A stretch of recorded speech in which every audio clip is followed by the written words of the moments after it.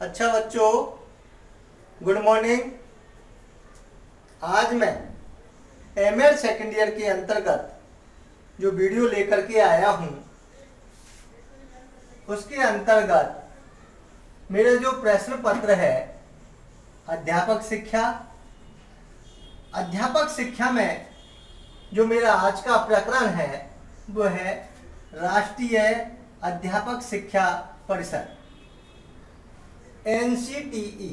राष्ट्रीय अध्यापक शिक्षा परिषद एनसीटीई क्या है, इनमें कौन कौन से प्रोग्राम के अंतर्गत शिक्षा के क्षेत्र में किस प्रकार से अध्यापकों के लिए कार्य कर रही है और कहाँ कहाँ इनकी समितियां हैं, इनके क्या उद्देश्य हैं और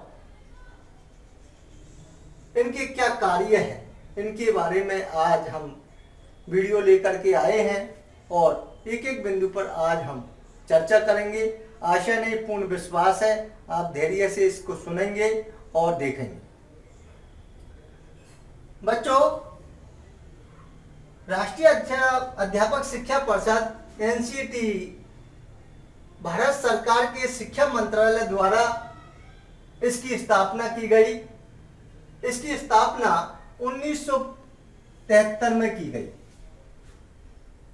1973 में इसकी स्थापना की गई।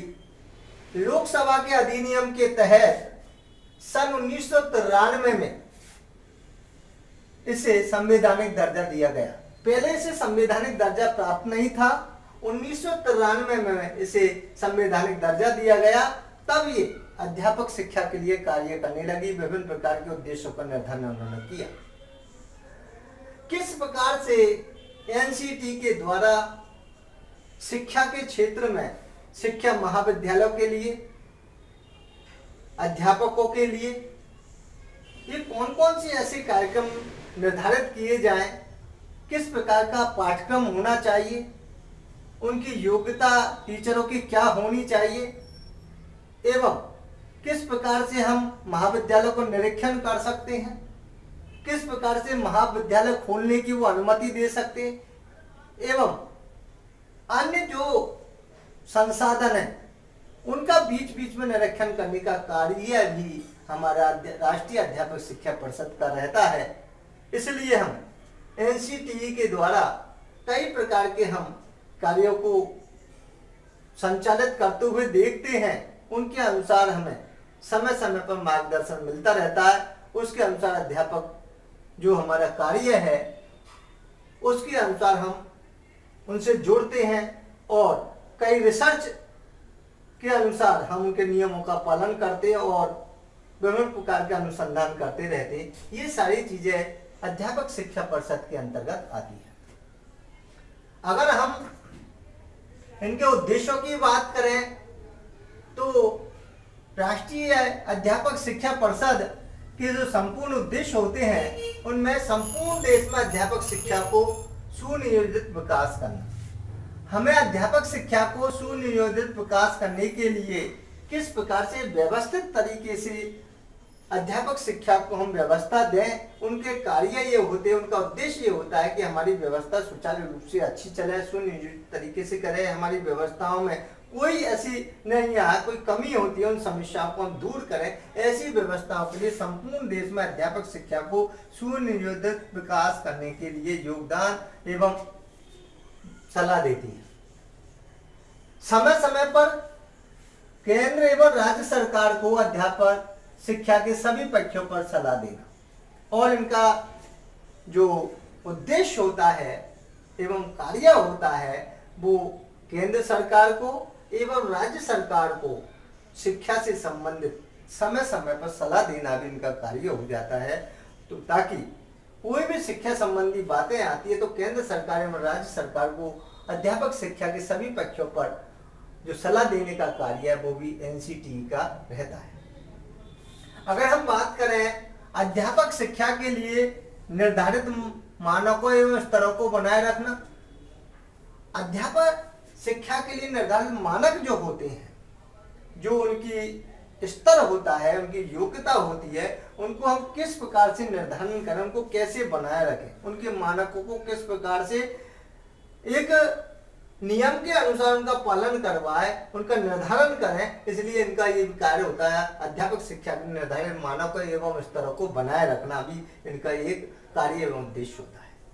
अगला है अध्यापक शिक्षा के सभी स्तरों पर पक्षों से संबंधित कार्यक्रमों पर विचार करना, और अध्यापक शिक्षा के सभी स्तरों के जो पक्ष होते हैं उनके कार्यक्रमों पर भी विचार भी एनसीटी के द्वारा किया जाता है। क्योंकि कई प्रकार के जो शिक्षा के स्तर होते हैं, प्राथमिक स्तर होते हैं, माध्यमिक स्तर होते हैं, या कॉलेज महाविद्यालय स्तर या विश्वविद्यालय स्तर के जो भी कार्यक्रम होते हैं, उन कार्यक्रमों के अनुसार भी कई स्तरों पर अध्यापक शिक्षा के सभी स्तरों पर विचार विमर्श करने का कार्यक्रम भी इसके अंतर्गत उद्देश्यों में आता है कि हमें किस प्रकार की नीति का निर्धारण करना चाहिए, किस प्रकार से उनको उन कार्यक्रमों को संचालन करवाना चाहिए, किस प्रकार की व्यवस्था उनके लिए देनी चाहिए। इस सारे कार्यक्रमों का सुनियोजित तरीके से इन स्तरों एवं पक्षों को संबंधित कार्यक्रमों पर विचार करना भी इनका उद्देश्य होता है। अगर हम देखें राष्ट्रीय स्तर पर अगर हम कार्यक्रम या शिक्षा के लिए कोई बात करें तो जागरूकता का विकास करने के लिए भी एनसीटी का कार्य होता है कि हम जागरूकता फैला। राष्ट्रीय स्तर पर पूरे देश में हमें शिक्षा का प्रचार प्रसार करने का भी कार्य इनका राष्ट्रीय स्तर पर होता है कि जगह जगह हम शिक्षा की अलग जगह शिक्षा की बात करें और शिक्षा को आगे बढ़ाने के लिए समय समय पर जागरूकता का अभियान भी उनके द्वारा विकास के द्वारा देखा जाता है। ये भी हमारा उद्देश्य इनके द्वारा माना जाता है। अध्यापकों के शिक्षा के सभी स्तरों पर गुणात्मक सुधार, और अध्यापक शिक्षा के सभी स्तरों पर गुणात्मक सुधार की भी हमें आवश्यकता रहती है, क्योंकि अध्यापक शिक्षा के कई पक्ष होते हैं जहाँ पर कई प्रकार की ऐसी कमियां दिखती हैं। उन स्तरों पर हमें सुधार की आवश्यकता करनी चाहिए। ये भी बीच बीच में कई प्रकार के ऐसे कार्यक्रम लेकर के हमारे को दिशा निर्देश देते हैं ताकि हम उसमें गुणात्मक सुधार कर सकते हैं। ऐसे प्रोग्राम निर्धारित करते हैं, उनको देख करके हम गुणात्मक सुधार की बात करते हैं। और गुणात्मक सुधारों में अध्यापक शिक्षा के स्तरों में हम अपने योग्यता को लेकर भी गुणात्मक सुधार कर सकते हैं, अपने शिक्षण कार्य को लेकर भी गुणात्मक सुधार कर सकते हैं, अपने कार्य को लेकर भी गुणात्मक सुधार कर सकते हैं, अपने प्रबंधन कार्य को लेकर भी गुणात्मक सुधार करते हैं। हमारे जो महाविद्यालय की व्यवस्था उनके लिए संसाधनों के लिए भी हम गुणात्मक सुधार कर सकते हैं। ये सारी चीजें अध्यापक शिक्षा के सभी स्तरों पर गुणात्मक सुधार कार्यक्रम के अंतर्गत ये भी उनका उद्देश्य होता है कि ये कार्यक्रम उनके द्वारा किए जाएं और करवाए जा रहे हैं। अगर हम बात करें अध्यापक जो राष्ट्रीय अध्यापक शिक्षा परिषद का जो कार्य है उनकी बात करें तो हमें अध्यापक शिक्षा के क्षेत्र में अनुसंधान का जो कार्य है उनमें सहायता प्रदान करना भी उनका कार्य हो जाता है, और समय समय को प्रोत्साहन दे, क्योंकि आजकल भी शिक्षा के क्षेत्र में बहुत अनुसंधान करने बाकी रह गई है। शिक्षा में अनुसंधान हम कर सकते हैं, ऐसी कई ऐसे कार्यक्रम हैं जिनके द्वारा हम अनुसंधान कर सकते हैं। कई ऐसी पक्षों को लेकर के अनुसंधान करते हैं, क्योंकि बहुत बाकी है शिक्षा में अनुसंधानों को बहुत पक्षों को देखते हुए कई जगह है जहां अनुसंधान करने की हमें आवश्यकता है। उन अनुसंधान के अनुसार हमें अध्यापक शिक्षा के क्षेत्र में अनुसंधान की आवश्यकता के अनुसार हमें जो एनसीटी कई प्रकार से हमें सहायता प्रदान करती है, और सहायता प्रदान करते हुए हमें प्रोत्साहन देती है उनको आगे बढ़ाने के लिए किस प्रकार से हम अनुसंधान करें, और करने के पश्चात हम उसमें खोज करने के बाद निष्कर्ष तक पहुंचने के बाद उनको किस प्रकार से हमें सुनियोजित तरीके से उनका विकास हम कर सकते, तो ये भी कार्य हमें प्रोत्साहन दे करके किया जाता है। तो ये भी एनसीटी का कार्य होता है। मानवीय शक्ति को सुनियोजित करना, मानवीय शक्ति जो मानवीय हमारे संसाधन होते हैं, जो कि हमारे अध्यापक होते हैं, प्रोफेसर होते हैं, लेक्चरर होते हैं, उन शक्तियों को सुनियोजित करना, किस प्रकार से अपने कार्य क्षेत्र को वो बढ़ा सकते हैं, व्यवस्था दे सकते हैं, इनके बारे में भी एनसीटी का कार्य होता है कि उनमें समय समय पर ऐसे प्रोग्राम, प्रोजेक्ट प्रोग्राम उनको दिए जाएं, कई प्रकार से उनको ऐसी सेमिनार, गोष्ठियाँ ऐसे आयोजित किए जाए ताकि उनमें कई प्रकार के कार्यक्रम करने की क्षमता उनमें विकसित हो सकती है और ठीक प्रकार से अपने महाविद्यालय का संचालन वो करते हुए प्रबंधन कर सके। ये भी मानवीय शक्तियों को सुनियोजित करना भी एक एनसीटी का कार्य होता है कि हम किस प्रकार से उनको ये सारी चीजें सिखा सकते हैं, ये भी बात हम करते हैं। अध्यापक शिक्षा के नवाचारों की रूपरेखा बनाना और अध्यापक शिक्षा के जो भी नवाचार है, नई नवाचारों की रूपरेखा तैयार करना भी एनसीटी का कार्य हो जाता है कि किस प्रकार से हम नवाचारों की रूपरेखा। आजकल शिक्षा के क्षेत्र में नवाचारों के द्वारा कई प्रकार की शिक्षा दी जाती, नई तकनीकी के द्वारा, नई प्रौद्योगिकी के द्वारा कई प्रकार की शिक्षाएं हमें दे सकते हैं। तो इन नवाचारों का विभिन्न प्रकार से रूपरेखा बनाना भी कि कौन सी नवाचारों का प्रयोग कहाँ पर किया जाए, किस टेक्निक से कहाँ पर नवाचारों को हम इम्प्लीमेंट कर सकते हैं, तो इन सारी चीज़ों का भी हम विभिन्न प्रकार की सहायता हमसे ले सकते हैं। तो ये भी एक रूपरेखा तैयार करना या बनाना एनसीटी का कार्य। शैक्षिक पत्रिका जो निकलती है हमारी शिक्षा के क्षेत्र में, उनका संपादन करना भी इनका जो एनसीटी का कार्य होता है कि वहाँ से कई प्रकार की शैक्षिक पत्रिका निकलती है, उन पत्रिकाओं के अनुसार हम अपने लेखों को छपवा सकते हैं और प्रोत्साहन दे सकते हैं। शोध रिपोर्ट का प्रकाशन करना, अगर हमने कोई शिक्षा के क्षेत्र में शोध किया है तो उनके जो शोध की रिपोर्ट को हम प्रकाशन करवा सकते हैं। ये भी इन मैगजीनों के द्वारा हम करते हैं। इनकी मैगजीन निकलती है, उन मैगजीनों में कई प्रकार के जो हमने शिक्षा के क्षेत्र में शोध किए, अनुसंधान हो रहे हैं, नए नए अनुसंधान हो रहे हैं या पुराने जो अनुसंधान है उनकी रूपरेखा या उनका जो प्रकाशन उनके बुकलेट में किया जाता है, उनसे भी कई प्रकार की जानकारी हमें प्राप्त होती है। ये भी कार्य एनसीटी का रहता है। भौतिक सुविधाओं का अध्ययन करना और भौतिक सुविधाओं का अध्ययन करना भी इसके अंतर्गत आता है कि भौतिक सुविधाएं जहां महाविद्यालय हैं या विश्वविद्यालय हैं, वहां पर भौतिक सुविधाओं का अध्ययन करना भी एनसीटी का कार्य होता है कि किस प्रकार से वहाँ भौतिक सुविधाएं है या नहीं, उन संसाधन है या नहीं, और उचित हमने जो महाविद्यालय खोलने की जो अनुमति दी है उन महाविद्यालयों में भौतिक सुविधाएं है या नहीं, लेबोरेटरी है नहीं, कई प्रकार की शिक्षा के क्षेत्र में अनुसंधान करने की आवश्यकता होती है। विद्यार्थियों को पढ़ाने के लिए कई प्रकार के प्रयोगशाला की आवश्यकता होती है। जैसे जिस प्रकार से कोई साइंस का है तो विभिन्न प्रकार की विज्ञान की लेबोरेटरी की आवश्यकता होती है।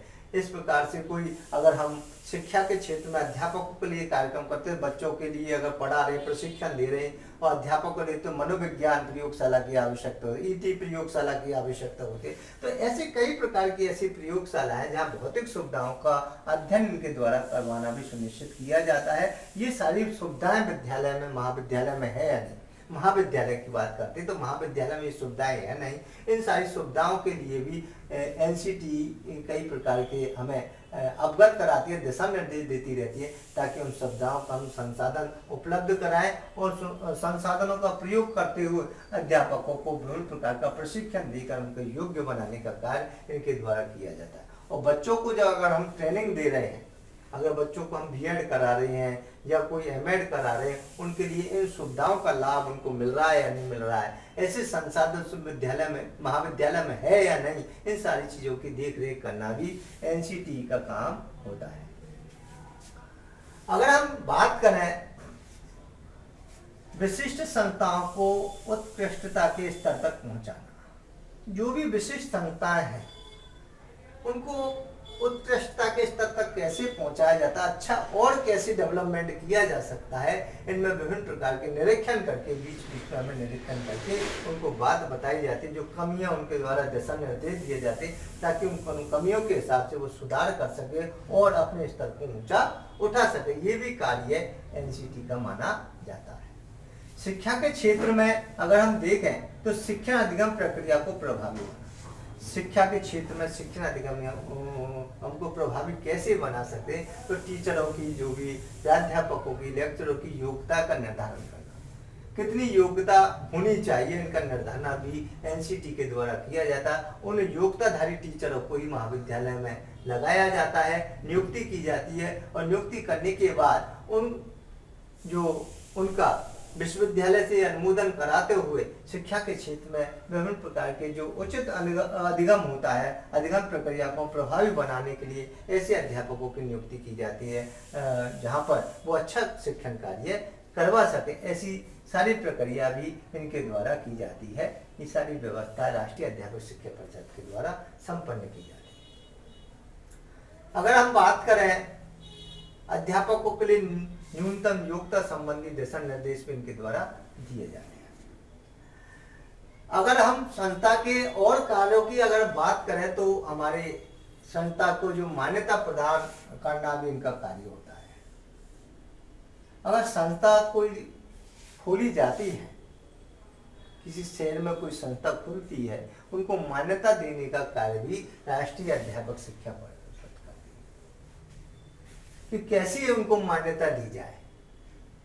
उन संसाधनों के द्वारा उन सुविधाओं की जांच की जाती है, पहले निरीक्षण किया जाता है। जो भी उनके रिक्वायरमेंट होती है उनके हिसाब से अगर संस्था उन रिक्वायरमेंट को पूरा कर रही है, उनकी पूर्ति के निरीक्षण के दौरान वो सही पाई जाती है, तो एनसीटीई के द्वारा उनको संस्था खोलने की अनुमति प्रदान की जाती है, मान्यता दी जाती है। वो मान्यता प्रदान करते हैं कि इस सिटी में या इस एरिया में ये महाविद्यालय खुल सकता है। ये सारा जो कार्य है वो एनसीटी के द्वारा किया जाता है। तो जो भी है उन संसाधनों का पहले निरीक्षण करती है, भौतिक संसाधनों का निरीक्षण करती है, मानवीय संसाधन का निरीक्षण करती है, विभिन्न प्रकार के लेबोरेटरी का निर्धारण करती है, जगह का निर्धारण करती है, कक्षों का जो है रूपरेखा, कितनी साइज की कक्षा कक्ष होने चाहिए, इन सारी चीजों की जो व्यवस्था है पूर्ण रूपेण उनका सारा निरीक्षण करके और उन सुविधाओं को देख करके जांच करके जब संतुष्ट हो जाते हैं, उनकी रिपोर्ट चली जाती है, रिपोर्ट के आधार पर ही हमें इनकी खोलने की अनुमति प्रदान की जाती है, संस्था को मान्यता प्रदान की जाती है। ये सारा कार्य राष्ट्रीय अध्यापक शिक्षा परिषद का होता है। अगर प्रमाणीकरण की बात करें, प्रमाणीकरण करना भी इनका कार्य होता है कि किस प्रकार से प्रमाणीकरण किया जाए। प्रमाणीकरण का अर्थ होता है कि संस्था का प्रमाणीकरण होना, कि बीच बीच में हम संस्था का निरीक्षण करते रहें। कई बार क्या होता है कि महाविद्यालय तो खोल दिए जाते हैं, लेकिन कई महाविद्यालयों में पूर्ण सुविधा नहीं हो पाती, तो हमें बीच बीच में उनका निरीक्षण करने का उत्तरदायित्व भी एनसीटी का होता है। इस प्रकार के कार्य भी एनसीटी बीच बीच में करती रहती है। तो निरीक्षण एवं उपाधि का कार्य, अगर ये प्रमाणीकरण का कार्य, अगर कोई डिग्री यहाँ पर चल रही है, कोई कोर्सेज यहाँ पर चल रहा है, उन कोर्सेज का प्रमाणीकरण कार्य करना भी एनसीटी का कार्य होता है कि वो स्थापना उन्होंने इस डिग्री की मान्यता एनसीटी के द्वारा कब दी गई है, उन डिग्रियों की मान्यता कहाँ तक रहेगी, सारा कार्य प्रमाणीकरण का कार्य भी इनके द्वारा किया जाता है। तो ये भी एक कार्य बहुत महत्वपूर्ण है एनसीटी का। अगला है अधिकार पत्र प्रदान करना। अधिकार पत्र प्रदान करने के लिए भी कई प्रकार के हम कार्यक्रम जो एनसीटी के द्वारा संपन्न किए जाते, जिसमें अधिकार पत्रों में आते कोई भी प्राध्यापक उसमें कार्य कर रहा है या कोई भी प्रोफेसर उसमें कार्य कर रहा है महाविद्यालय में, तो 2 वर्ष के लिए प्रोविजनल काल में, 5 वर्ष के लिए, 10 वर्ष के लिए, आजीवन भी उनको स्थायीकरण के लिए उनको दिया जाता है। तो ये भी एक कार्य इनका होता है। अधिकार पत्र प्रदान करना भी एनसीटी का कार्य होता है। तो ये भी कई प्रकार के कार्यक्रम को देख के ये 2 वर्ष, 5 वर्ष, 10 वर्ष, आजीवन तक का ये कार्यक्रम स्थापित किए जाते हैं। तो सरकार की राज्य स्तर पर भी और केंद्र सरकार के द्वारा भी, सरकारी महाविद्यालय के द्वारा भी इन प्रकार के प्रोफेसरों की नियुक्ति या विभिन्न लेक्चररों की नियुक्ति की जाती है, जिसमें ये कई प्रकार के कार्यक्रम अधिकार पत्र प्रदान किया जाता है या कोई डिग्री के लिए अधिकार पत्र प्रदान किया जाता है। ये भी कार्यक्रम संपन्न एनसीटी के द्वारा किया जाता है। अगर हम अध्यापक शिक्षा के कार्यक्रमों की बात करें तो उसमें निरीक्षण एवं अनुदान हेतु प्रबंधन करना भी इसका कार्य होता है कि किस प्रकार से समय समय पर उन महाविद्यालयों का निरीक्षण किया जाए, जो कमियां उनको लिखित रूप से उनको सूचित किया जाए और फिर सूचना देने के बाद उन कमियों को वो पूरा कर रहे हैं कि नहीं, उसके बाद निरीक्षण किया जाए। ये सारी चीजें भी इनके कार्य होते हैं। एवं अनुदान हेतु प्रबंधन करना भी इनका कार्य। और बीच बीच में उनको अनुदान देना भी इनका कार्य होता है कि जो भी भौतिक संसाधन है या मानवीय संसाधन है, किस प्रकार से कोई ऐसे सरकार के द्वारा ऐसी जो योजनाएं चलाई जाती है जिससे अनुदान मिल सकता है, ऐसी व्यवस्था का प्रबंधन भी इनके द्वारा किया जाता है। शिक्षण विधि किस प्रकार से अध्यापकों को बताई जाए, कौन कौन सी शिक्षण विधियां हैं उनको समझाया जाए, किन विधियों से अध्यापक अपना कार्य सुचारू रूप से अच्छी तकनीकी के द्वारा कर सकता है, विधियों को से पढ़ा सकता है, वो विधियों का ज्ञान भी इनके द्वारा दिया जाता है। तो ये भी कार्य इनके द्वारा संपन्न किया जाता है। तकनीकी विभिन्न प्रकार की शिक्षा के क्षेत्र में तकनीकी युग आ गया है। आज बालकों को या अध्यापकों को तकनीकी से जोड़ा जाए, तो ये भी सारे प्रोग्राम, तकनीकी प्रोग्राम के अंतर्गत जो भी मैं कल वीडियो लेकर के आपको आया था पहले वाले, उसमें भी मैंने इसमें बताया था कि कई प्रकार से टीवी के माध्यम से, रेडियो के माध्यम से, आपने दूरदर्शन के माध्यम से कई प्रकार के ऐसे कार्यक्रम चलाए जा रहे हैं जहां हम दूर दराज बैठे बैठे भी कई कार्यक्रम हमसे जुड़ सकते हैं। तो तकनीकी के माध्यम से आज विभिन्न प्रकार के संसाधनों से भी हम शिक्षा से जुड़ सकते हैं। तो ऐसे भी कंप्यूटर है या लैपटॉप है या अन्य कोई संसाधन है, रेडियो है, तो ये सारी चीज़ें जो हैं तकनीकी माध्यम से भी हम कई प्रकार की विधियों को जान सकते हैं, तकनीकी को सीख सकते हैं, शिक्षा के प्रोग्राम को देख सकते हैं और इन कार्यक्रमों को सुन सकते हैं। ये सारी चीज़ें भी इनके द्वारा की जाती है। समय समय पर मूल्यांकन, समय समय पर भी मूल्यांकन होना चाहिए और मूल्यांकन के अंतर्गत जब तक हमें मूल्यांकन नहीं करेंगे, हमें पता नहीं चलेगा हमारे महाविद्यालय की क्या कमियां हैं, अध्यापक में क्या कमियां हैं। इन मूल्यांकन भी समय समय पर निर्धारण होता रहना चाहिए। ये भी कार्यक्रम के द्वारा चलाए जाते हैं। तो मूल्यांकन प्रक्रिया कई प्रकार से होती है। तो मूल्यांकन की भी प्रक्रिया मैंने बताया था आपको कि साप्ताहिक मूल्यांकन, 6 महीने का मूल्यांकन, वर्षीय मूल्यांकन, महीने भर का मूल्यांकन, ये कई प्रकार के ऐसे मूल्यांकन के कार्यक्रम होते हैं जिससे हम मूल्यांकन कर सकते हैं। मूल्यांकन प्रक्रिया के अनुसार अध्यापक एवं छात्रों को पता चल जाता है कि मैं कहाँ स्तर पर हूँ, उनमें हम सुधार कर सकते हैं। अनौपचारिक शिक्षा का कार्यक्रम भी कई प्रकार से विभिन्न स्व शैक्षिक संगठन के द्वारा या प्राइवेट संस्थाओं के द्वारा भी ये कार्यक्रम चलाए जाते हैं ताकि शिक्षा से इन कार्यक्रमों का प्रचार प्रसार कर सके, शिक्षा के अंतर्गत से जुड़ सके। ये भी कार्यक्रम का उत्तरदायित्व उनके द्वारा दिया जाता है। शिक्षण में सहायक उपकरण, शिक्षण में सहायक जो भी उपकरण है उनका प्रयोग भी हमें करना चाहिए और करने के लिए विभिन्न प्रकार के संसाधनों की आवश्यकता होती है। उन संसाधनों की बात भी एनसीटी के द्वारा की गई है कि हमें मीडिया के द्वारा दूर दराज की सूचना, देश विदेश की जानकारी भी हमें मिल जाती है। इनको समुचित ढंग से विकसित करना भी इनका कार्य होता है।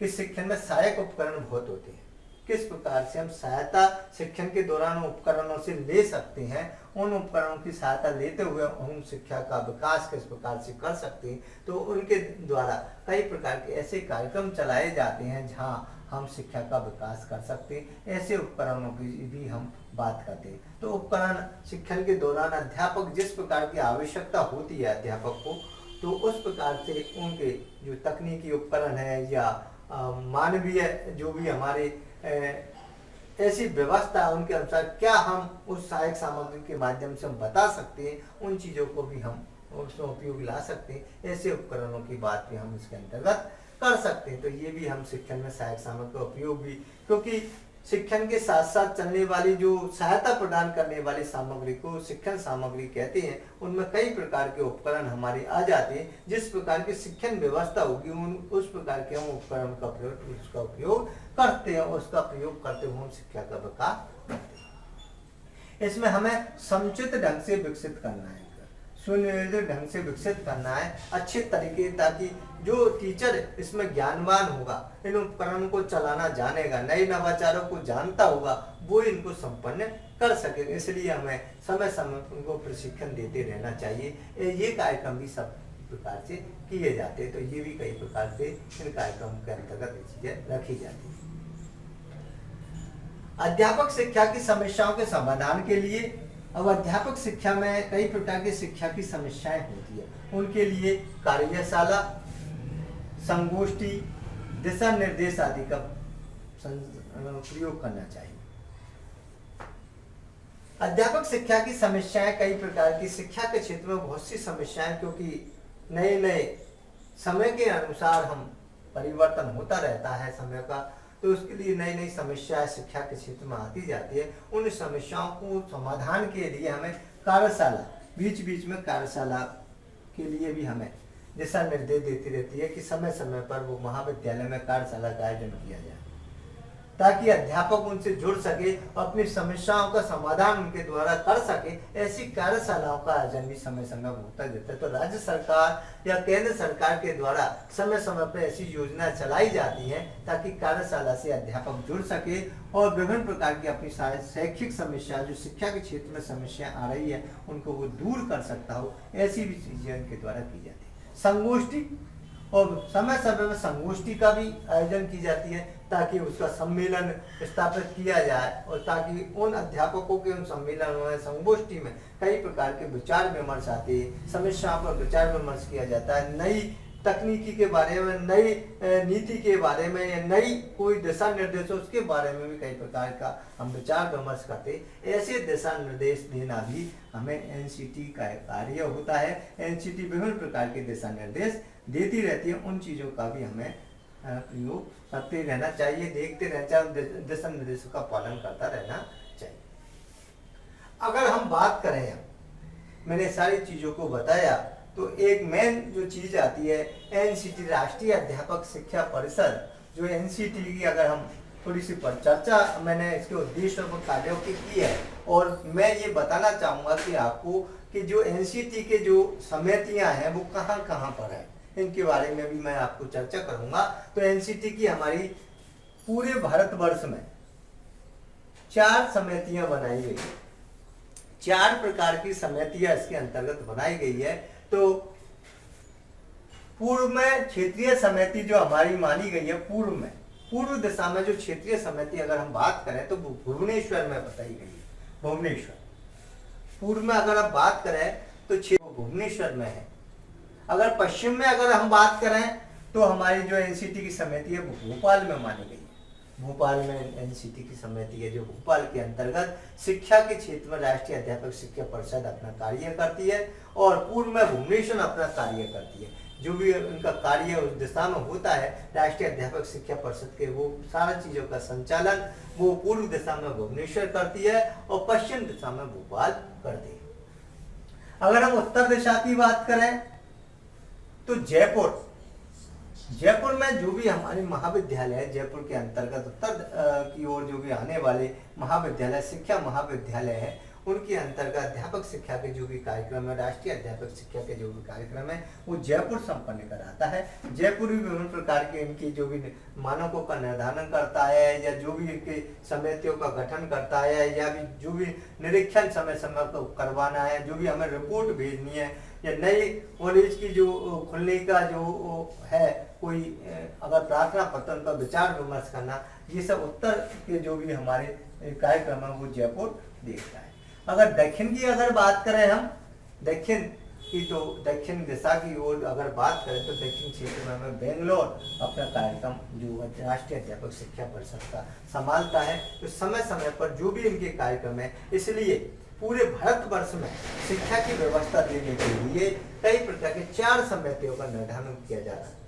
4 समितियों के अंतर्गत हम भारतवर्ष में पूर्ण रूप में शिक्षा का जो ऐसा ढांचा हम तैयार कर सकते हैं, ऐसी व्यवस्था हम बना सकते हैं जहाँ पर कोई हमें दिक्कत न आए। ये सारी चीज़ों की व्यवस्था देखते हुए उन दिशाओं के अनुसार, उन जगहों के अनुसार, उन एरिया के अनुसार हमने कई प्रकार की क्षेत्रीय समितियों की स्थापना की है, जिसमें पूर्व दिशा में पूर्व क्षेत्रीय समिति हमें भुवनेश्वर, पूर्व क्षेत्रीय समिति हमें भुवनेश्वर है, और पश्चिम क्षेत्रीय समिति हमारी भोपाल है, उत्तर क्षेत्रीय समिति हमारी जयपुर है, और दक्षिण क्षेत्रीय समिति हमारी बेंगलोर है। इसके अंतर्गत हम पूरी शिक्षा की व्यवस्था, राष्ट्रीय अध्यापक शिक्षा की व्यवस्था हम इनके द्वारा कर सकते। तो ये सारी व्यवस्था आगे इनके द्वारा की जाती है।